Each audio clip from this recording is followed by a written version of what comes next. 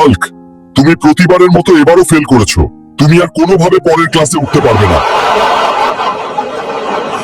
Sir, আমি কথা দিচ্ছি, আমি মন দিয়ে পড়ালেখা করব। আমাকে শেষ সুযোগ দিন। সরি, তোমাকে কলেজ কর্তৃপক্ষ বহিষ্কার করে ফেলেছে। বাবা, আমি এইবারও ফেল করে ফেলেছি, আমাকে মাফ করে দিও। দূর হয়ে যা আমার চোখের সামনে থেকে। আমার আর সমাজে নাক কাটিস না। বন্ধু, আমি এইবারও ফেল করে ফেলেছি। বাবা বলেছে আমার পিছনে আর টাকা খরচ করবে না, কিন্তু আমি অনেক বড় মানুষ হতে চাই। চিন্তা করিস না, তোর পড়ালেখার টাকা আমি জোগাড় করে দিব।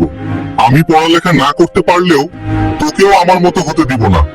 কিন্তু বন্ধু, তুই এত টাকা পাবি কই? আমার একটা জমি আছে, সেটা বিক্রি করে দিব।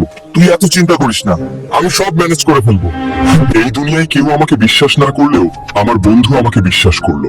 আমাকে বড় মানুষ হতেই হবে, না হলে তার ঋণ পরিশোধ করতে পারবো না। হাল্ক আমাদের গ্রামের প্রথম ম্যাজিস্ট্রেট। আমরা তার জীবন থেকে অনুপ্রাণিত। আমরা তাকে প্রাণ ভরা অভিনন্দন ও শুভেচ্ছা জানাই। আজকে আমি এই পজিশনে এসেছি আমার বন্ধুর জন্য। যেখানে সবাই আমাকে নিয়ে হাল ছেড়ে দেয়, সেইখানে সে আমার উপর বিশ্বাস করে তার জায়গা বিক্রি করে দেয়। এইদিকে আয় বন্ধু, তোর ঋণ আমি কখনো শোধ করতে পারবো না। তোর আর কোনো কিছু নিয়ে চিন্তা করার দরকার নাই।